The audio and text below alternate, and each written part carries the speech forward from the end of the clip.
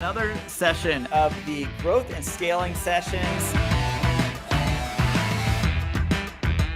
We've got some amazing guests in the green room, standing by, waiting to talk to all of you. In today's world, there's more and more opportunity to have a hybrid in between both of those.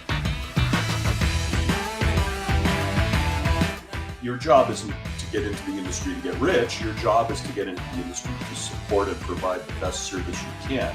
Listen, discover, explore. I mean, it's exactly what I tell the brands that we open retail stores for, right?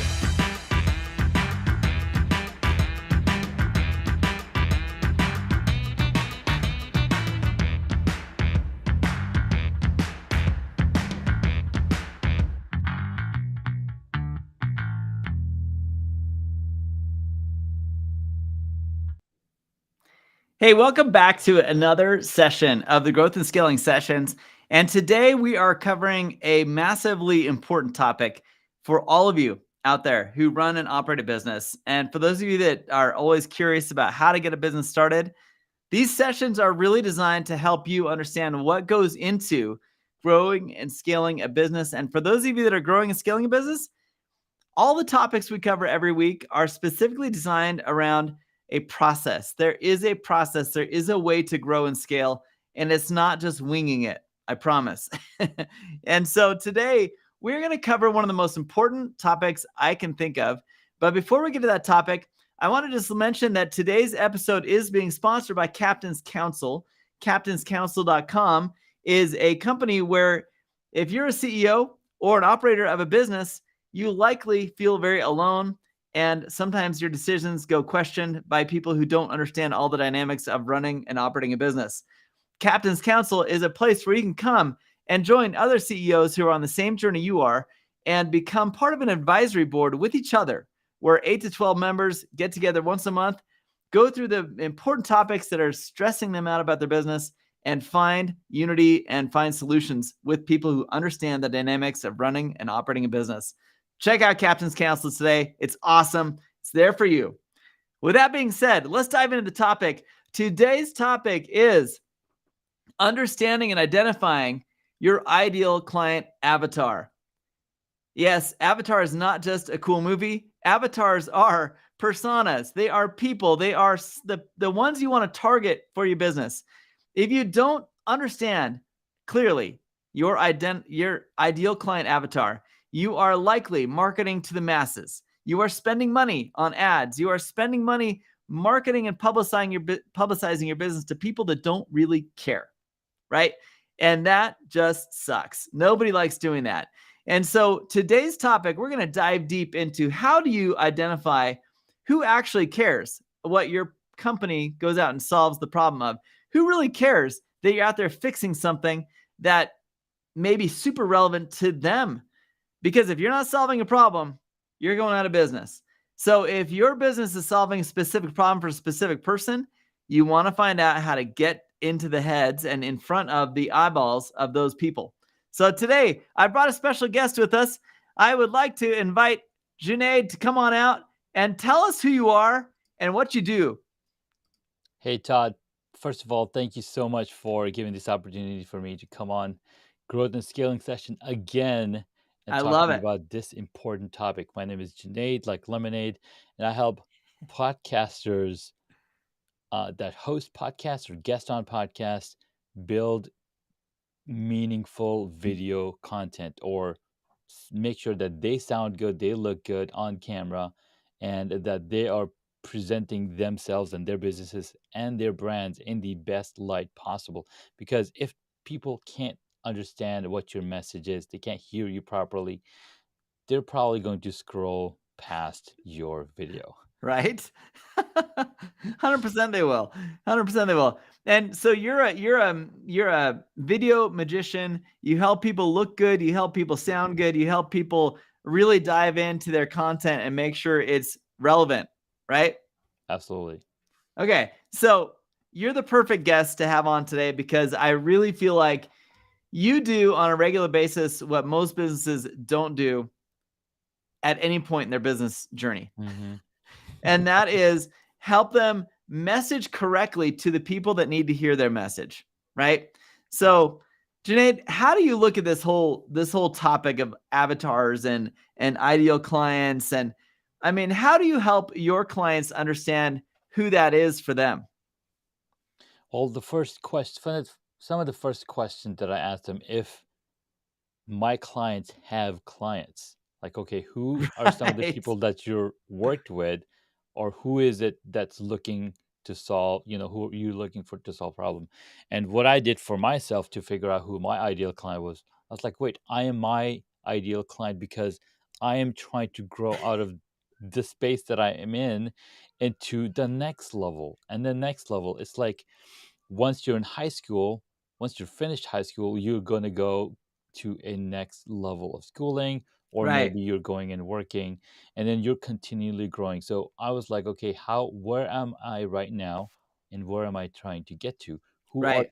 people that I want to mimic or be like Pat Flynn, Gary Vee? These are some really Right. great examples that we will all want to be like, but then where did they start from? So I look at from Totally. perspective, looking at their research, looking at my research, and figuring all out one step at a time. Right. Right. I love what you said when you said that you are your ideal client avatar. You're really looking for people who think like you, act like Hmm. you, and have the same aspirations that you do, right? Yeah, yeah, exactly. So I think that is what starts most businesses. I think most businesses start and grow because the owner or the founder of the business really is out to scratch their own itch, right? Hmm. Like they got a problem, they're really trying to figure out, how do I solve this thing? They come up with a solution, and now they're out to find more people with the same itch.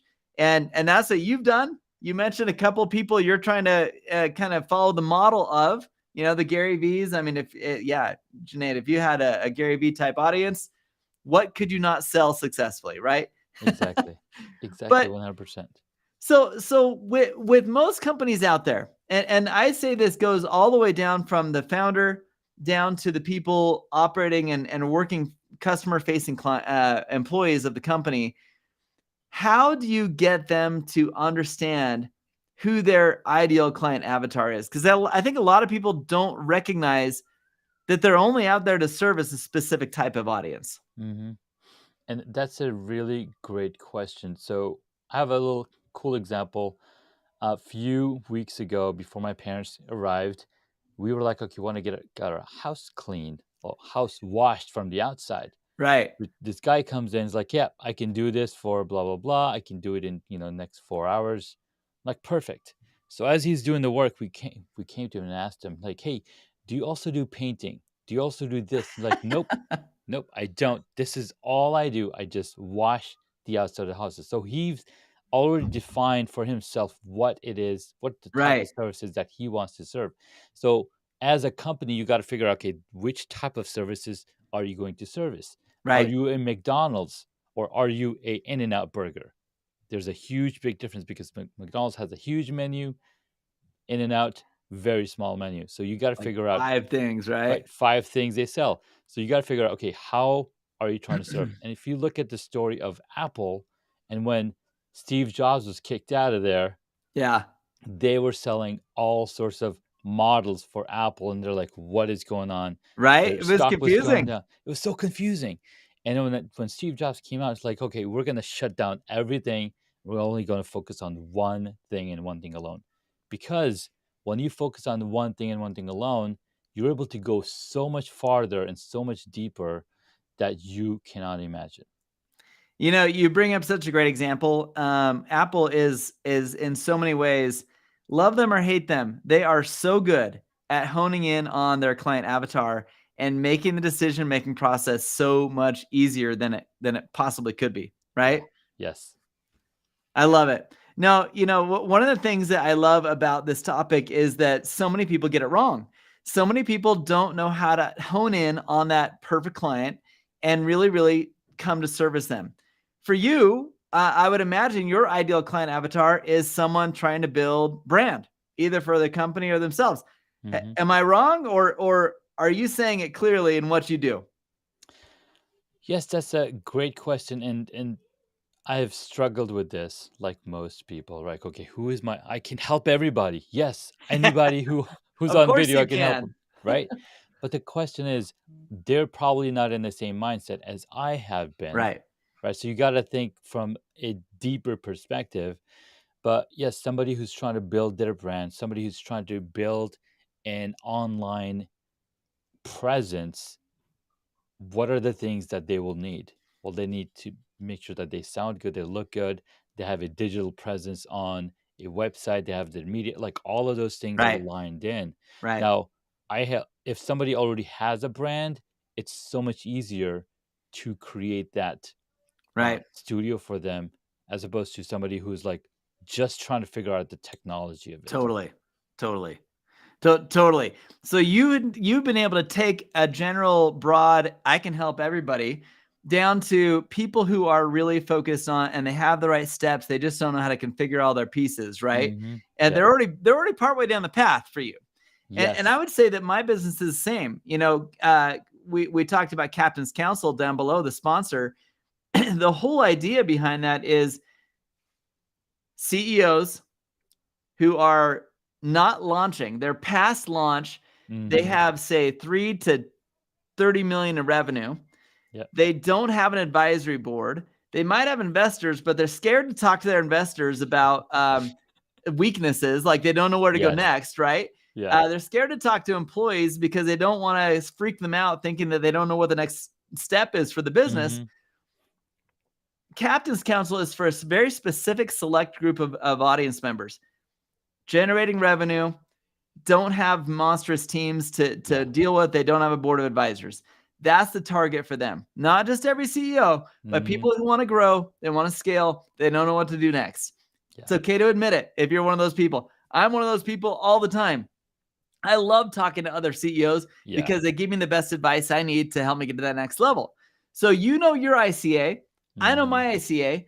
What are some things that people can do to really figure out who their ICA is? I put a quick list of 5 things together, and I want to just kind of pick these off one at a time, Junaid, because you are very experienced at this.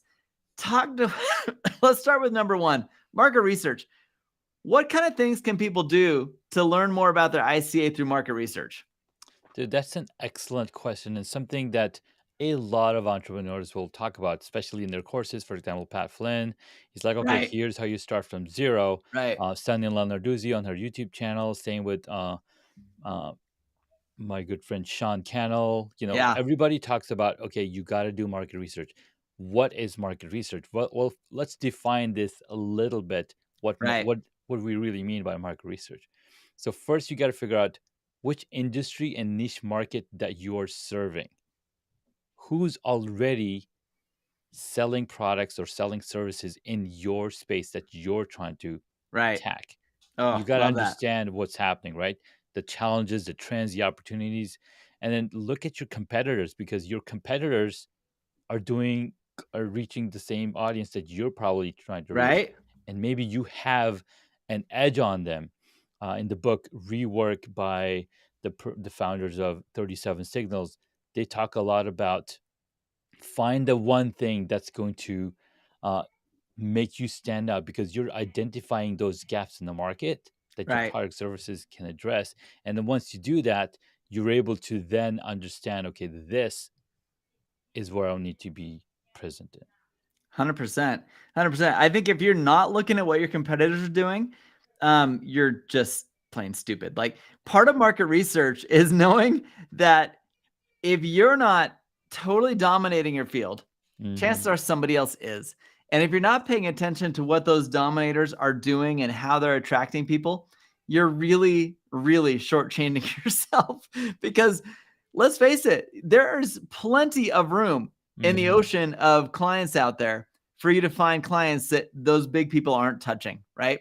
Yes. But if you're not paying attention to how they message, how they talk to them, what are the opt-ins they're using, how are they connecting with them, you're just reinventing the wheel, which we all know just kills time, energy. It taps you out, and occasionally, by looking at what other people are doing, you can find a unique way to hit a unique piece of the audience and really go in and grab hold of them.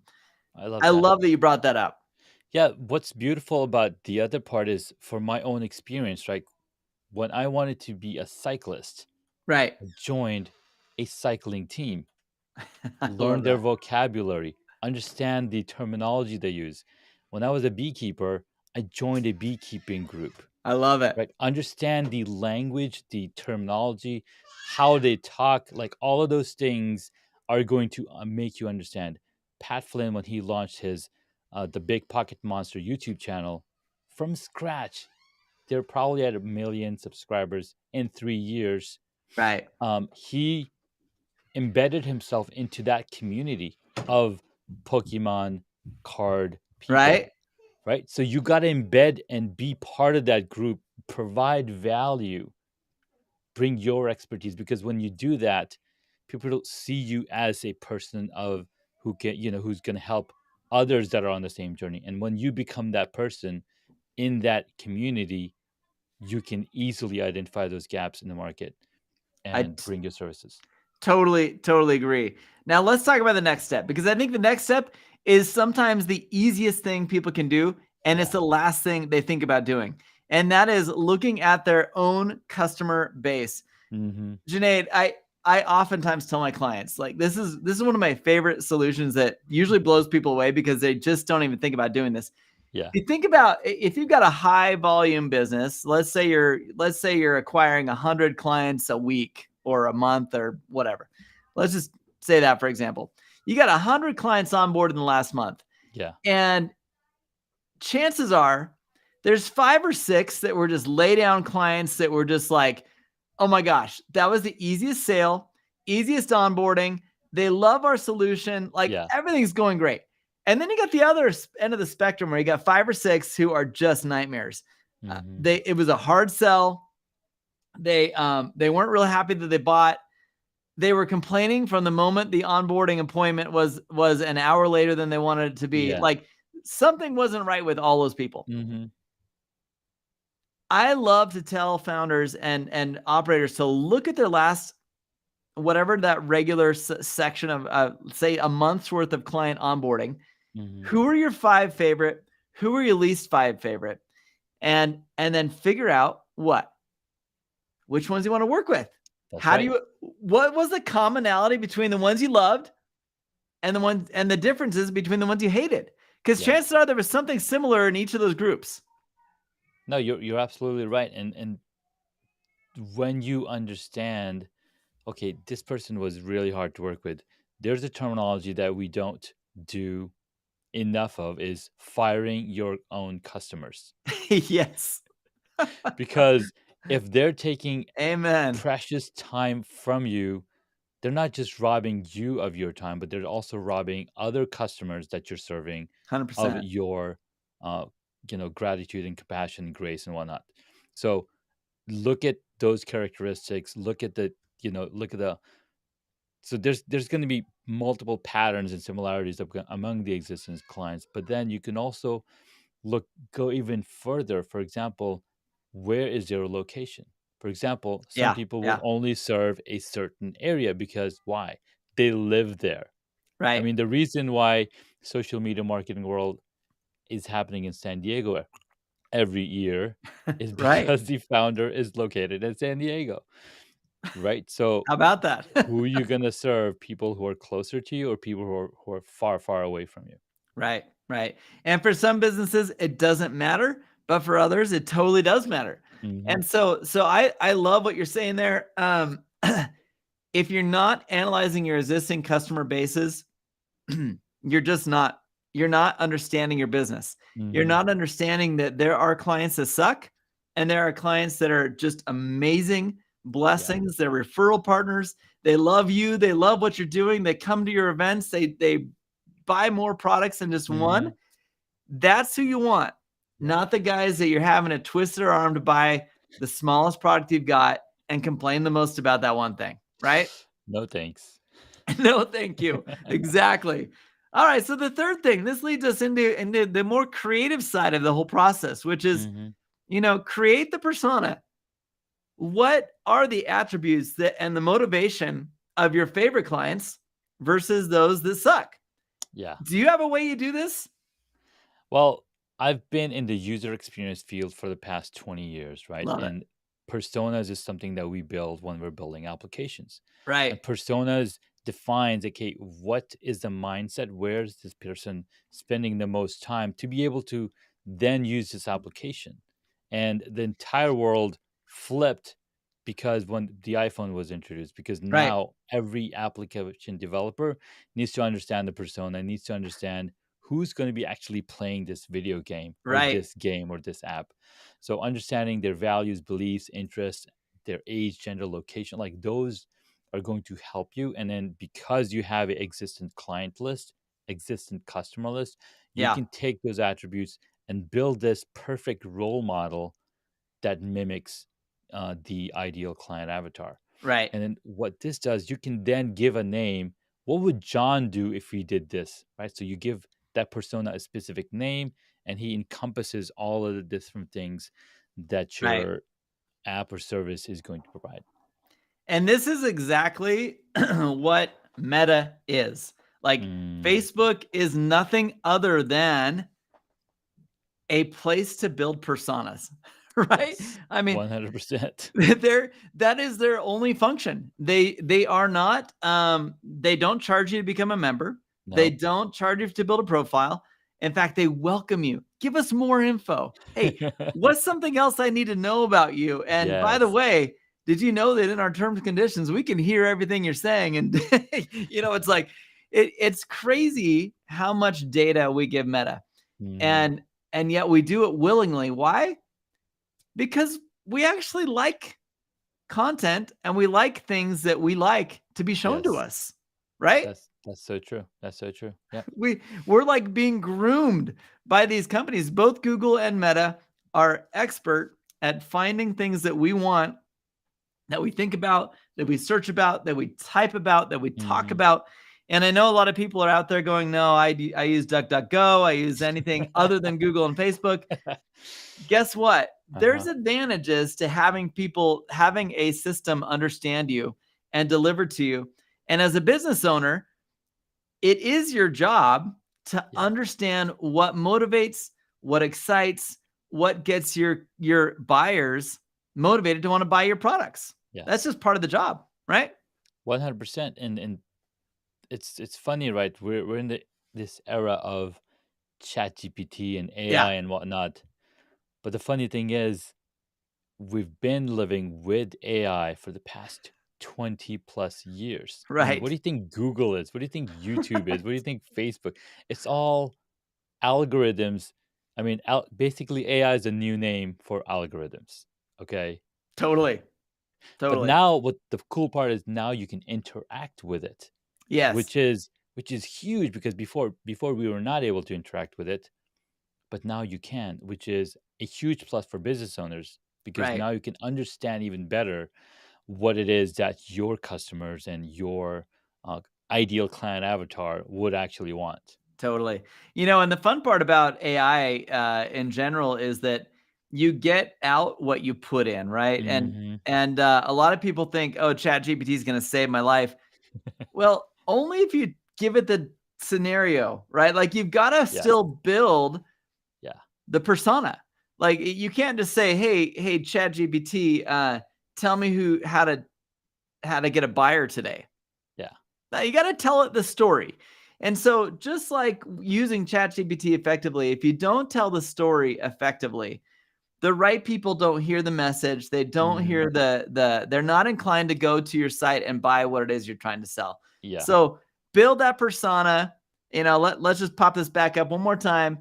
First step is to really do some market research, understand who your potential buyers are, analyze your existing buyer database, create the persona with attributes and motivations. And now let's go to the next step, analytics and surveys. We talked about Meta. We talked about Facebook, just being that user interface. Have you used surveys? Like, have you been able to extract data from places where people are willing to give you the information? 100%. Tell us Because about it. without analytics, without the survey, you're not 100% sure what service and what product is going to help them make the decision. 100%. Apple is a totally different animal because they understand they're always scratching their own itch. Okay. And Yeah. so there's two models that you can do analytics and surveys, or you can continue to scratch your itch and then find people who also want to scratch that itch. I mean, Right. there's a whole book on scratch your own itch, There is and a book.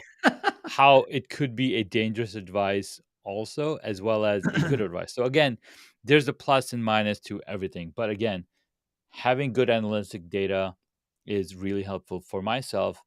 I was actually I interviewed over 50 agency owners to understand It's what they awesome. do as podcast agency owners, very specific.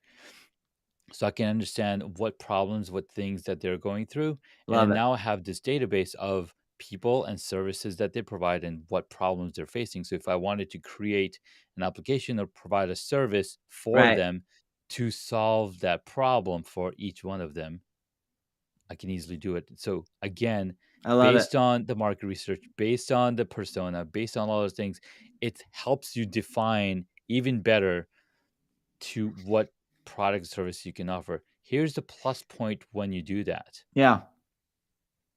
You can scale faster when you 100% have you this can. information. Yeah.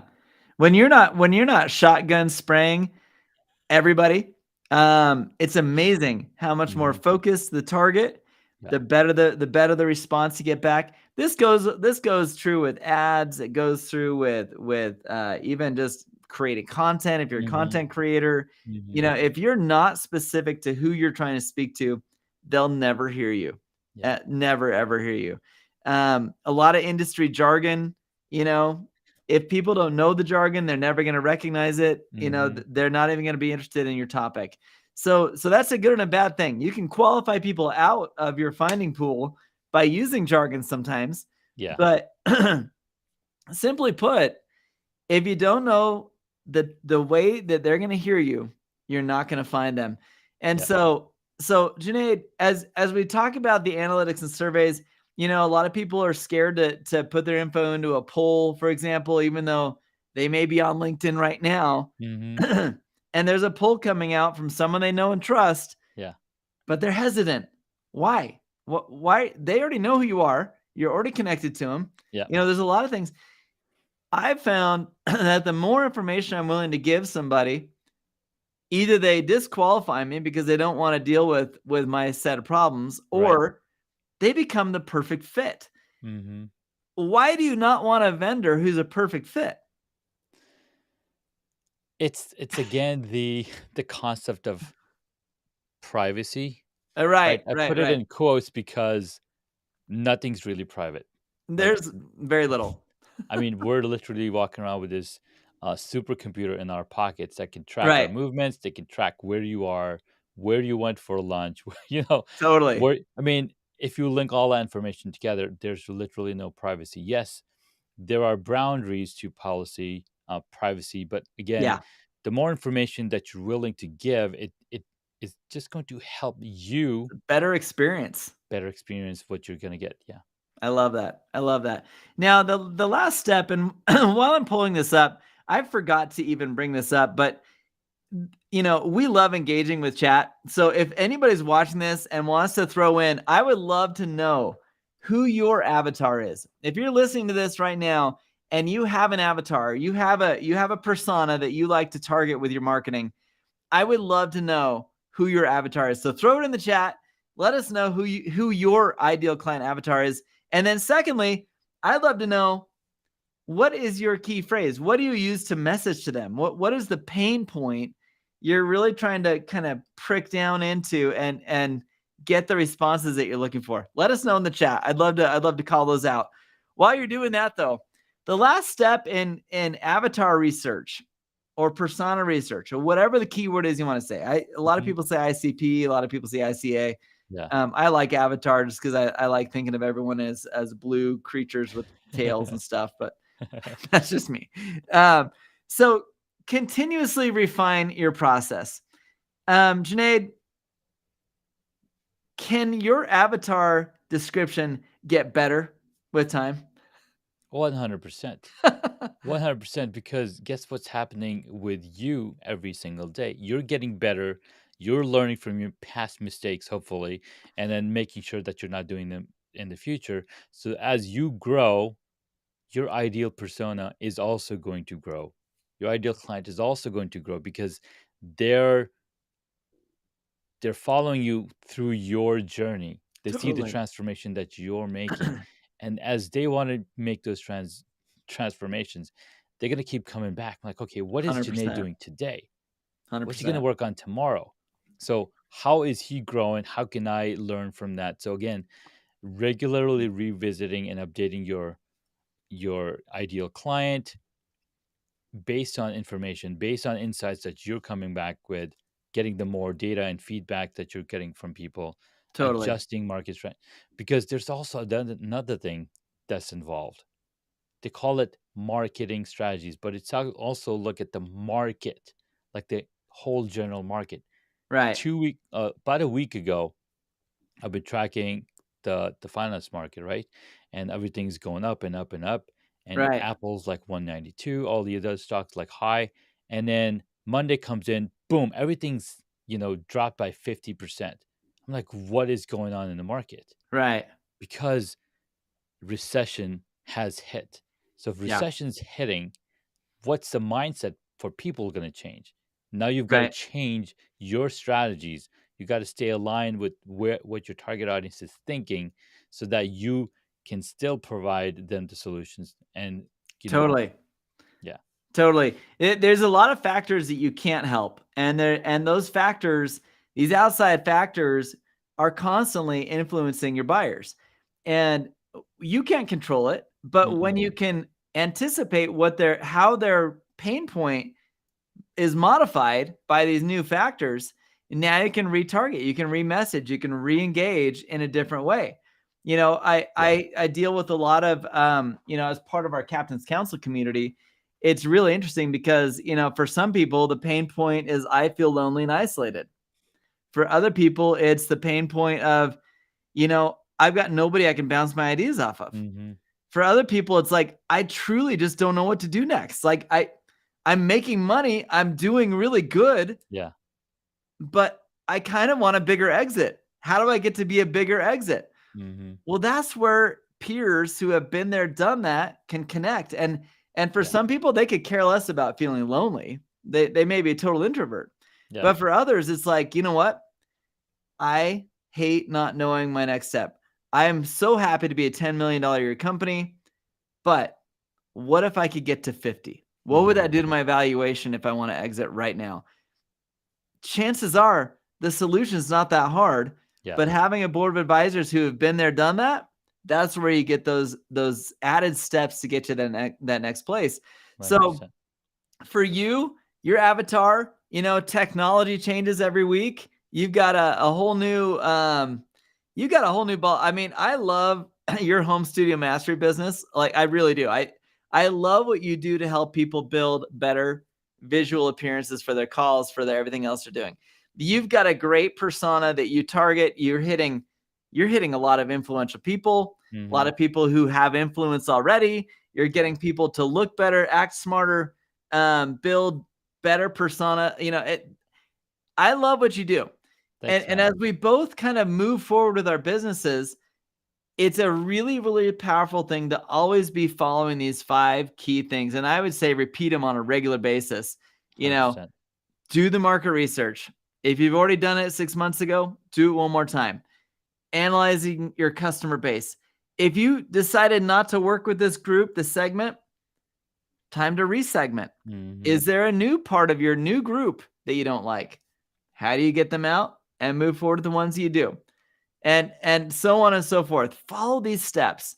Yeah. Junaid, what are some kind of closing thoughts you might have on this topic? Because I think we could go on for another hour, but we're not going to. I think the closing thought, it's keeping these things in mind, but then also keep moving forward. Find people who are in the market, because as much as we think about competition as a bad thing, it is actually a good thing. Right. And people in our industry, I love that you said that. you'll realize that if you reach out to them person to person, they'll be more than willing to help you figure out the problem, because guess what? They've been in your shoes not too long ago. Right. So I love 100%. what Captain's Council is doing. And, thank you so much again for this opportunities. Reach out if there's anything that, both of us can help you with. Right. Because this is human beings. We are not islands. We are social animals. We love to connect with each other. Right. And that's why we have so many different social networks. I mean, Threads, as the latest social network, just came out. I mean, but there's hundreds and hundreds of these. So reach out to the community that you're part of, or find a community that is going to empower you and get you to move forward. I love it. Love it. Junaid, I'm so glad to have had you with me today. You're such a fun guy, and I love the conversations we have on and Thanks, offline. And for those of you listening, truly, if you're struggling, leave comments below. We would love to apply some of our shared knowledge, and anyone else that has influence on how to build a client avatar. If you're not good at understanding this, hire a marketing agency. If you don't have a good marketing agency that's telling you who your avatar is, get another one. Because if you don't understand this foundational piece of your business, you've got to understand it. You're just throwing money away into endless pits of marketing wonderland that aren't attracting the right people. Know who you're talking to, know the problem you solve, have a process, have a system of refining monthly, if not quarterly, and really nail down who it is you're trying to solve the problem for, make a better solution for the way you're solving it right now, and check out what your competitors are doing. Junaid, thanks again for being here. And the rest of you, share down below. We'd love to engage with you. We'll catch you on the next one.